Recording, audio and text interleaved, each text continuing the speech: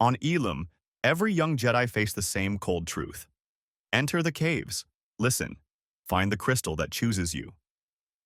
Most returned with blue or green, the safe promise of tradition. But what if Anakin Skywalker emerged from the ice with a crystal unlike the others, amber caught in sunrise, bright as a warning and warm as a hearth? Think of his blade igniting orange. That single choice would not shout rebellion. It would whisper something harder. A middle path. Let's begin. He wasn't just another Padawan. He was a boy pulled from the sand with a future too big for his shoulders, a prophecy rattling like a loose panel in a starship hull. When the cave swallowed him, the air was bone-cold and humming. He matched his breath to the pulse he felt under his boots, that faint thrum of something alive inside the mountain. The force drew him, not to the tunnels the others took, but down a narrow fracture where the light thinned to a thread. There, half embedded in rime, lay the crystal. Not blue, not green. It glowed the color of banked fire, steady rather than blazing. He pressed his palm to the ice. It melted around the shard with a sigh, the cave's whispering falling quiet, as if even Ilum was curious.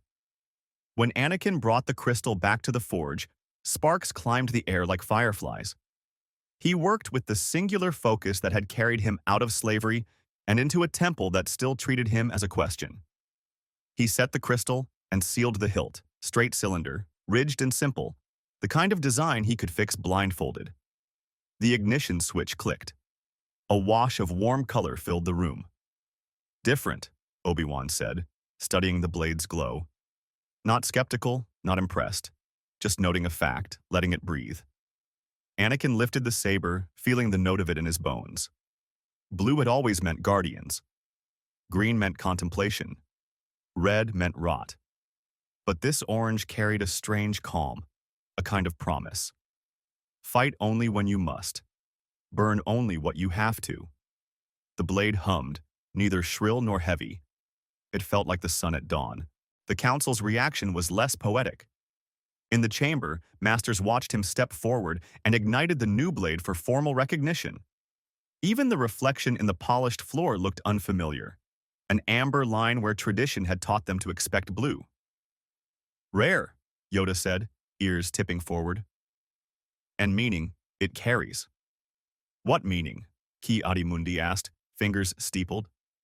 There are legends of Orange Kyber, Plo Koon offered, voice calm behind his mask. A will toward restraint in battle.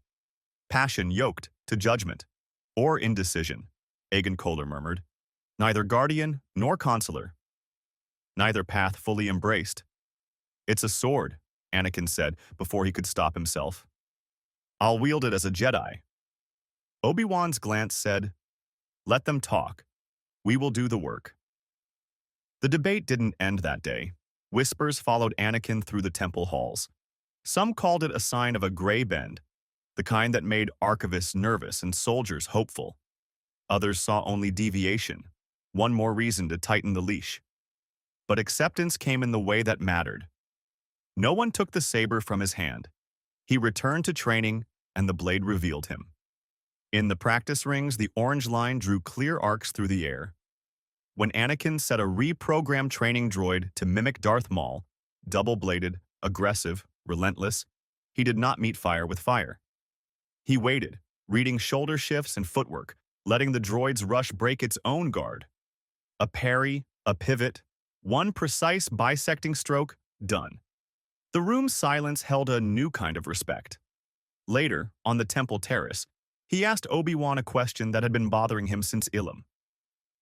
If Kyber powers all sorts of weapons, Anakin said, why do we choose lightsabers at all? Why not something bigger? Obi-Wan leaned on the stone balustrade, watching the sky lanes braid over Coruscant. A lightsaber announces intention. It says, you are close enough to be responsible. You must see the person you're stopping and accept the cost of drawing the blade. That's why it's ours. Anakin rolled the hilt in his palm. The orange threw a soft glow across his knuckles. Close enough to be responsible. He didn't yet know how much that sentence would weigh. Their missions stacked up. Carnelian 4 brought a distress signal and a sky that smelled like rain. In the dense fog, droids snapped from ambush and retreated just beyond reach.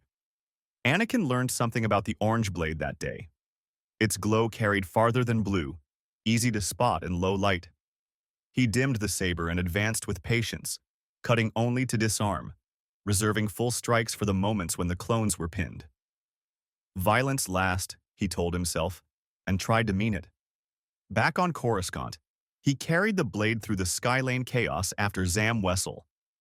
The chase spiraled past traffic towers and vents that belched neon steam. When he leapt onto her airspeeder, he used the saber to score the hull, enough to force a landing, not enough to kill. The hilt slipped free, wind grabbing it, the weapon tumbling into the city's blur. He felt his stomach drop with it.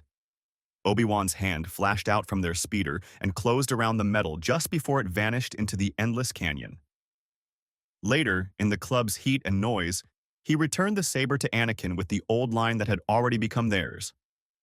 "This weapon is your life." Anakin took it, nodded, and promised himself not to throw away that life for a cheap victory. Then came the call that pulled him back to Tatooine. He'd taught himself not to dream about the sand. The nightmares found him anyway. He landed, found a home he barely recognized, and learned his mother was gone, taken by Tusken raiders to a place the locals marked only with spit and curses. He rode out under a restless sky and found her near the end of it. The universe narrowed to her breath and the sunken place where his heart fell. She died in his arms. The orange blade was in his hand before he knew he'd moved. The first guard came at him with a gaffy stick and lived. The second did not. He broke a ring of warriors and stood over the camp, breathing hard, edge of the village lit by the saber's strange sunrise. A woman stumbled from a tent, clutching a child. An old raider stared at him, defiant, even in fear. Anakin's grip tightened. "Violence last," Obi-Wan's voice said, not in his ear but in memory.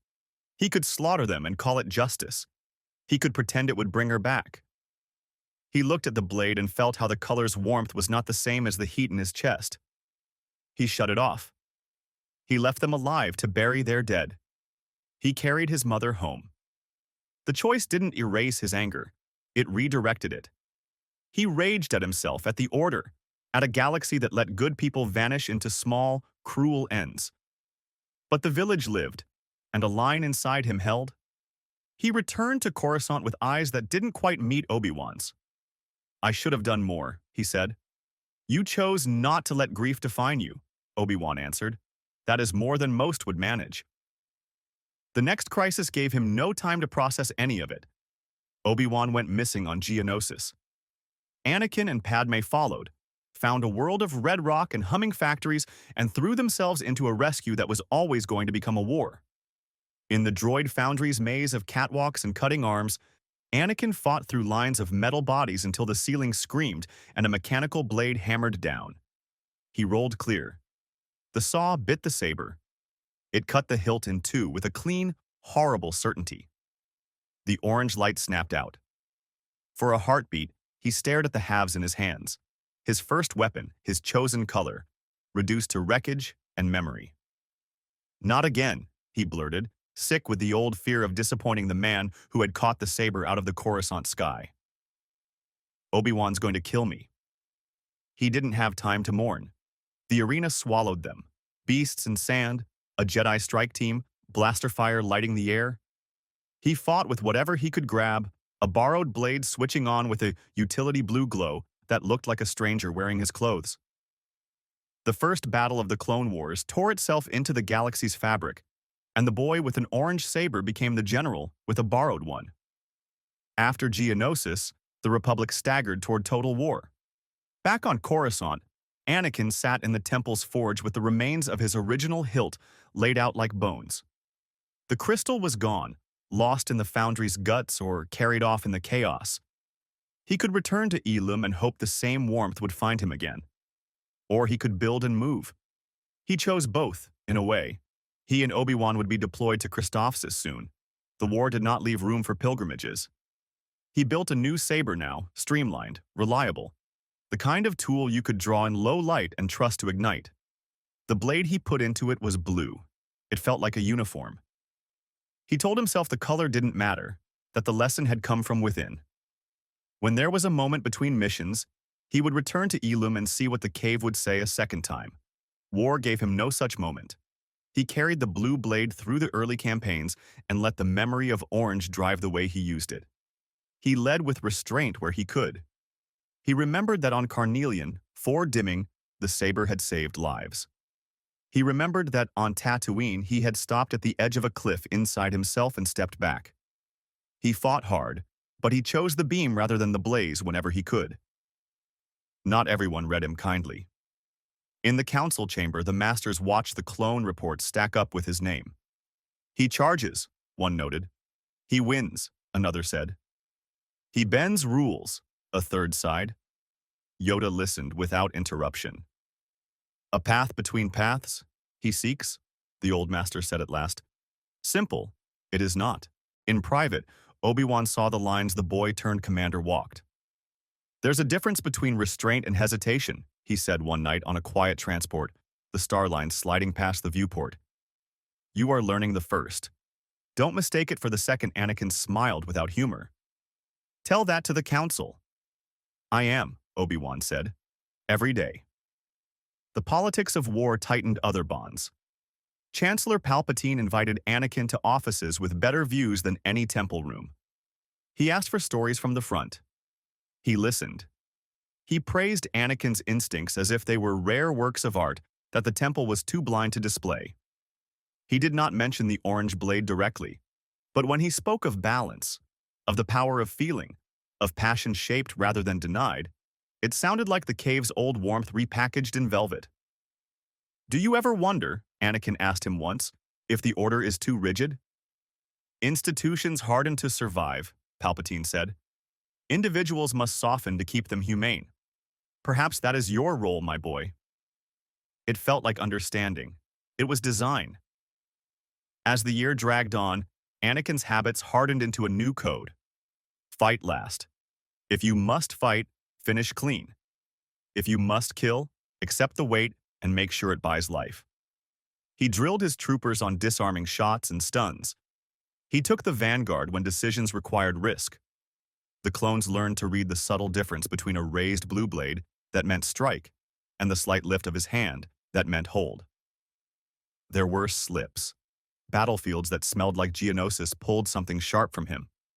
Reports of slavers made his temper dangerous.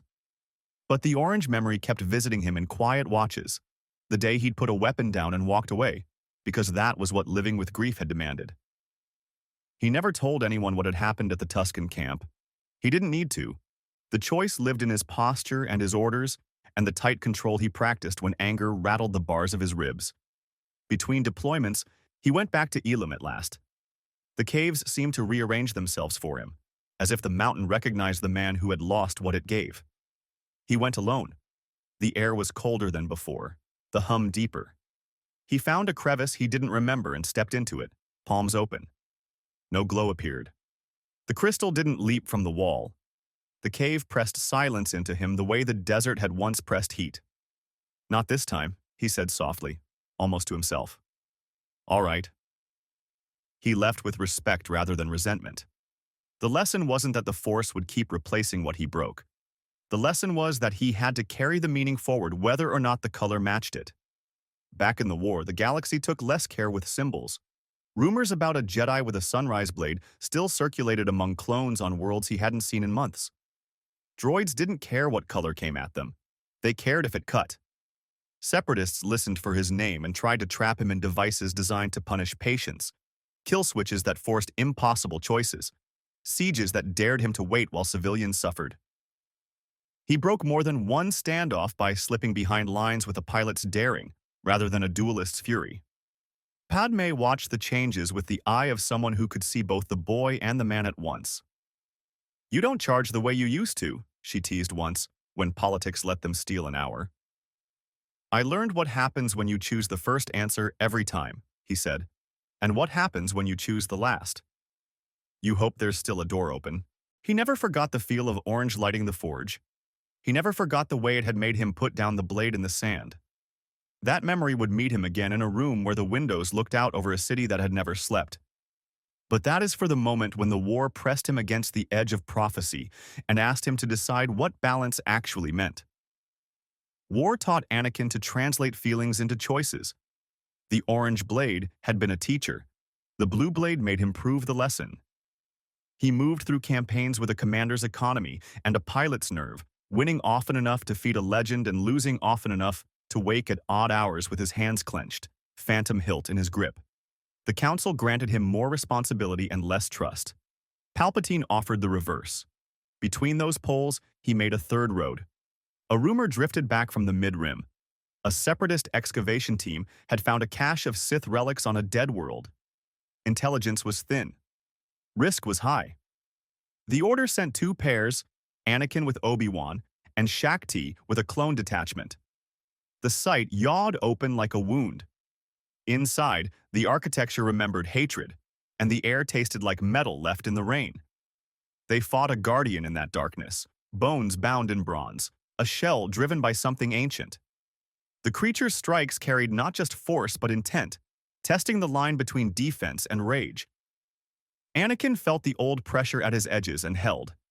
He absorbed, redirected, cut only when the path was clean.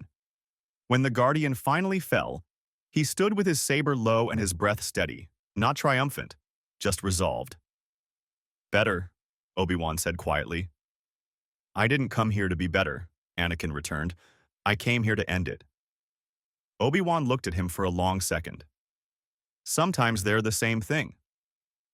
The victory mattered less than what the place revealed. He felt how easy it would be, in a room like that, to turn patience into pretext. He left the chamber with the kind of tired that isn't cured by sleep and carried that knowledge like a shard in his boot. Council sessions grew harsher as the war dragged. "Your passion is an asset to the troops," Plo Koon acknowledged, "but it must be your servant, not your master." "It is," Anakin said, which was true most days, and a noble lie on others. Yoda listened, then gave the admonition in a way only he could. "Control, control. You must learn control. But not of the cut, of the choice." Anakin answered with a slight bow. The orange lesson had never been about blade angles anyway. It had been about what made him ignite in the first place. The war shifted, as wars do, from battles to gambits and back. Then the pivot arrived. Quiet, almost polite. The Chancellor requested Anakin's counsel more frequently, asked for reports directly, smiled the soft smile of a man who seemed to see the person under the armor. Anakin could not deny the pull of that attention. In those high rooms, he felt understood without being scolded. "Your restraint is unusual in a time like this," Palpatine told him once. "You understand that peace is not a lack of action, but the right action." "It doesn't feel like restraint," Anakin said. "It feels like constantly picking the worst good." "That is leadership," Palpatine said, pouring tea as if the galaxy weren't burning. The compliment landed, but something else did too. A small warning bell, barely audible. The orange memory again. Warmth and demand. Balance as something you practiced, not something you declared. When the nightmare visions began, Padme pale and fragile, breath catching, Anakin's edges frayed. He had walked away from a killing field once. He could not walk away from this. He went to the person who had cast himself as confidant and asked the question the Order would not let him frame out loud. "Is there a way to stop what I've seen?" he asked. "There are powers the Jedi would let rot rather than use to save a life," Palpatine said, voice low. "But perhaps you do not have to choose their false dichotomy. Perhaps there is a path in between. Strength guided by love, orange words in a red mouth." Anakin stared at the Coruscant lights and tried to sort the difference. The day of revelation did not color itself unusual. Mace Windu moved with 3 masters to arrest a chancellor who was no such thing. Anakin walked into the decision with every past choice pressed into his palms. He had argued with Obi-Wan and left his mentor with a split expression, pride and worry, both too deep to hide. He had told himself he would ensure the arrest was lawful, the process clean, the act read in the right order. He had also told himself that if there was a way, any way, to save Padme that did not demand the murder of his soul, he would find it. He entered the office as lightning made patterns on the glass. Sidious, no pretense left, moved like a blade in a hurricane. Masters fell. Windu held, amethyst against crimson, his jaw set in a line that meant he had chosen long ago and would choose the same again today. The duel crashed into a corner of the office meant for quiet meetings and tore that quiet to shreds. Anakin ignited his saber. Blue surged. It felt wrong to him at first, not because of the color but because of all it implied. Obedience, duty, the simple story the Order preferred. He set the meaning himself. He stepped in, not between Mace and Sidious, but beside Windu. "Stand down," Sidious hissed. "You need me." "I need the Republic," Anakin said. "I need the people I love to live. I don't need you." Windu didn't look away from the Sith's eyes. "If you believe that," he said evenly, "then hold the line." Lightning drowned the room. Anakin raised his blade and caught it. It rammed his forearms with pain. He held anyway. He had learned to meet fury with structure. He had practiced not confusing force with purpose. He stepped with Windu, matching tempo rather than trying to lead, and for the first time in their complicated history, the two men fought as if they shared a language. Sidious tried to feint, made himself small, hissed promises that still found the cracks. Anakin felt them and did not follow. He thought of the Tusken camp and the way the saber had gone dark in his hand. He thought of every mission where waiting had saved lives. He thought of Padme and refused to pretend that love and corruption were synonyms. Together, they pinned the Sith Lord against the window. Windu's blade crossed, Anakin's angle set to deflect rather than strike. Lightning rebounded, burned lines into Sidious's face, and the city's light poured over a man suddenly small without his mask of office. "This is over," Windu said. "No," Sidious spat. "It is beginning." He thrust a last blast. Anakin sank his stance and held, channeling pain into structure, keeping the charge from cutting Windu in half. With that moment bought, Mace disarmed the Sith and ended the fight in a stroke that felt less like vengeance than surgery. The room flashed, then fell dead quiet, except for three men breathing. Windu shut down his blade and looked at Anakin as if seeing him new. "You chose the line," he said. "Just that." "I chose the Republic," Anakin answered, "because it was true and because it was easier to say than the other thing. I chose to be the man the Orange Blade had demanded I become. They didn't get to savor the clarity. The Order's destruction had already been set in motion. Across the galaxy, clones pivoted under a sentence that made loyalty lethal. On Coruscant, regiments turned and fired at commanders who had names for them. The temple's alarms howled. The city's night did not end. Anakin ran. He and Windu split to cover more ground, one toward the Senate, one toward the temple. Anakin reached the steps where younglings had trained that morning and found troopers assembling cannons against the only home he had after Tatooine. He didn't raise his blade and rush. He raced to the barracks access and cut power to weapons bays, jammed control signals, and used his command codes to stall the machine that had swallowed the men he led. Rex's unit hesitated on the far end of a corridor, blasters held but muzzles dipping at a signal they could not reconcile. "General," Rex said, helmet speakers filtering the voice into something both familiar and distant. "Stand down." "I can't," Anakin said. "And neither can you." He holstered the saber and walked until his chest nearly touched Rex's armor. "Look at me," he said, quiet and terrible. "You know me. You know how I fight. Does this feel like treason?" Rex's blaster wavered. Behind the visor, a man he respected was losing a fight he had not chosen. "I have orders," he said. "I have a duty," Anakin returned. "And you have a choice. You always did." He didn't ask Rex to turn on his brothers. He asked him to wait. He bought seconds, and sometimes seconds become bridges. Troopers lowered rifles by a fraction, enough for other Jedi to break contact and disappear into service tunnels. Some fell anyway. He could not save them all. He saved who he could, and that was the math the Orange memory had taught him to accept. Enough in the face of impossible. He reached the archives and found young ones, huddled where the shelves made a small canyon.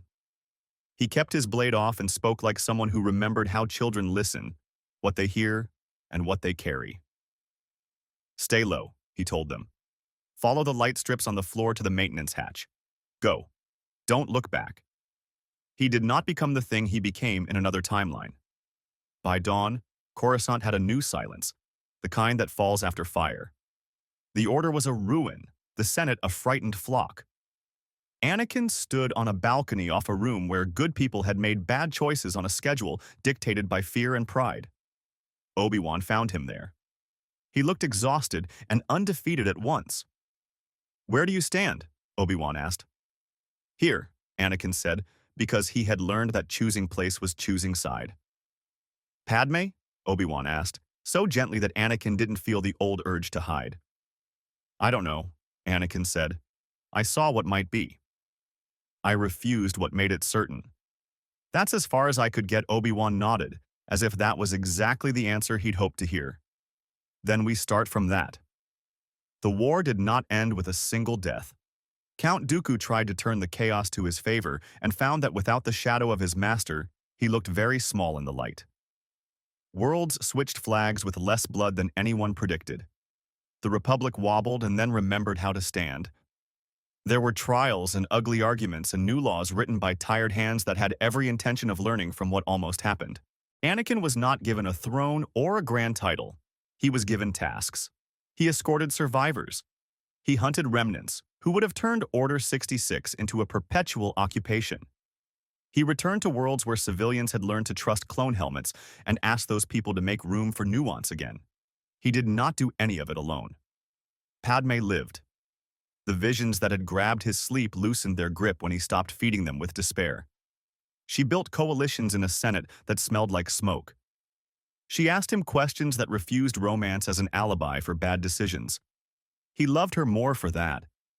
They walked in rooms neither of them expected to see together again, and they argued about policy in ways that would have made certain masters shake their heads and smile, in spite of themselves. The council, what remained of it, re-examined its scaffolding. Yoda spoke less and listened more, which always meant he would speak better when he did. Plo Koon advocated reforms that recognized attachment as a force requiring discipline rather than denial. Shak Ti wrote training regimes that built patience without destroying personality. Obi-Wan taught the old idea with new phrasing. A lightsaber means you are close enough to be responsible. Attachment means the same thing. Mace Windu, scarred by lightning and politics, gave Anakin something rarer than praise. He gave him work. "We need a doctrine for commanders who will never be monks," he said. "Write it." Anakin did. He wrote rules for restraint that were not codes of inaction. He wrote drills for de-escalation and rules of engagement that valued time almost as highly as terrain. He wrote a section that insisted every Jedi had to know two things by heart: when to put the blade away and when to make the cut that prevented 10 worse. When he finally returned to Ilum, he went not as a supplicant, but as someone ready to listen without asking. The caves were noisier now. Word had spread. Younglings sought crystals with eyes that had seen too much. Anakin walked alone until he found a narrow chamber where old frost had reformed in delicate veining on the walls. He sat. He matched his breath to the mountain. He did not find orange.